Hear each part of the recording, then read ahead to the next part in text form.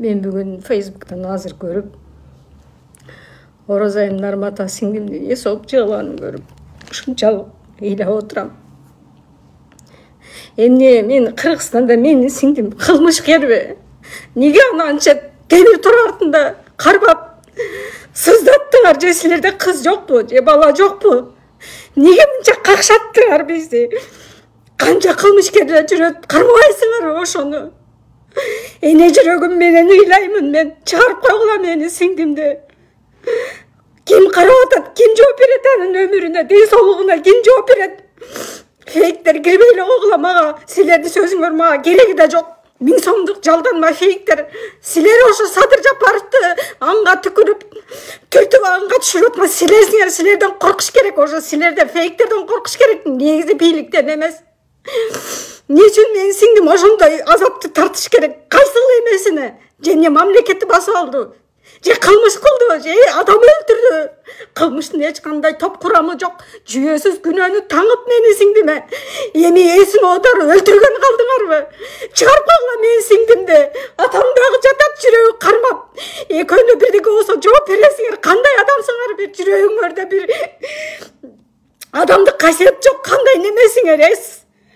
Убагында ушу бийликке Раматылык апам менен ушу менин сиңдим жүгүргөн ушунун бийлигине келип, кандай гана өмүрүн кетирип, кандай гана ушу жүгүрбөдү эле ушу байкуш кыз эми салганыңар темир тор болду.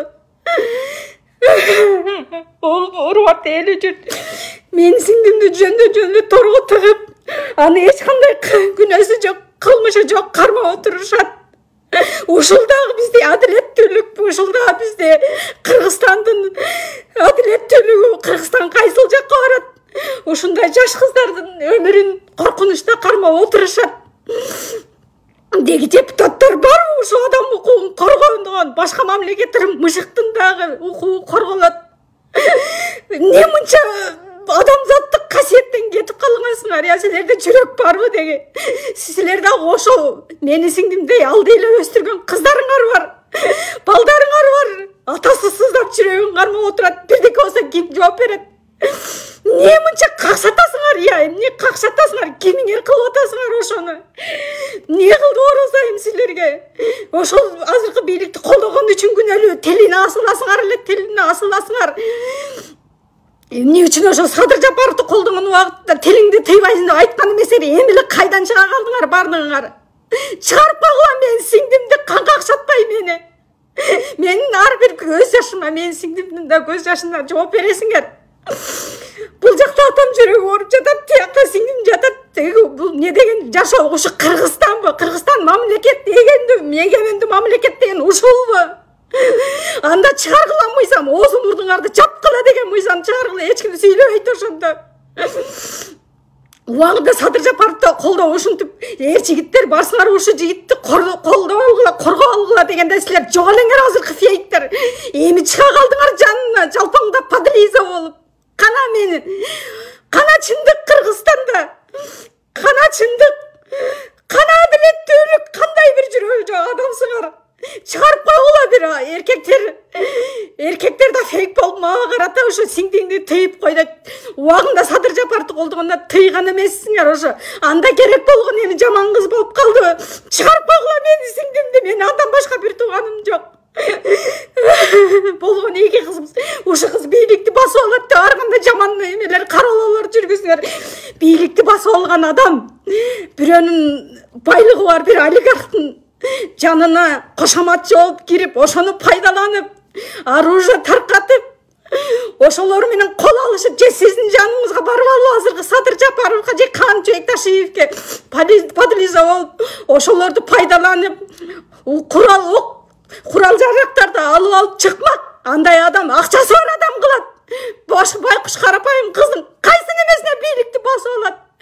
Менин мындан башка бир туугам жок. Эгерде ушул бир сиңдиме бирдеке болсом, өмүр бою жооп бересиңер. Мени ыйлаган ар бир көз жашыма, ар бир көздү төккөн көз жашыма жооп бересиңер. Мына мен үй бүлөм менен колдогонмун. Кайын журтум менен мына Садырдын бойну кесилгенде дагы мына мен ыйлаган кайран көз жаш ey айланайын элдер алданбагылачы. Каяктагы бир жүйөсү жок, каяктагы бир мамлекетти басып алат деген мыйзамды башына төкөпмүн. Эсин оодарыпсыңар. Ким жооп берет мунун ден соолугуна? Ким кылып берет? Ким айткыла барбы бул дүйнөдө акыйкаттык? Не болду сизге Сатыр Жапаров? Мынчалык какшаттыңыз. Бизди билесиз, мына сизди колдоп жүргөндө ошо апам Раматуллук бас балам мени Сатыр Жапаровго алып барып кел дегенде алмайкан. Бекова деген жете эле ал автосоводскийден жолутканбыз. Кой балам барба, сени мойнуңду ошо жерде алып коюшат, өлтүрүп коюшат дегенде, кой эже чындык болуш керек. Баш кесмек бар, тил кесмек жок деп, ошондо өзүңүз тарбия бергенсиз. Эми болсо тилиң тийсин деп фейктер чыгаса, ошого ишенип отурасыз. Булар силерди аңга түртөт, башка жака эч жака алып барбайт. Күнүмдүк өзүнүн местасын, күнүмдүк өзүнүн кызматын гана ойлоп, ошого окшогон бейбара чарак кыздардын курман кылып отурушат. Аңга түртүп бошотуп койгула менин сиңдим, жүрөгүмдү кармап. Эгер мага да атам азыр бирдеке болсо, мен деген бүт нерсени тартам, чыгарамын. Бошотуп койгула менин сиңдимди.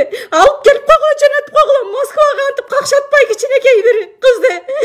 Bunun teli uzun diye uağında Садыр Жапаровду колдогондо тели жакшы кыз эле, эми жаман кыз болуп калды. Мен ошунчалык адамдардын жан дүйнөсү жарды, көөдөнү сокур болуп калганына таң калдым. Чыгарып койгула менин сиңдими.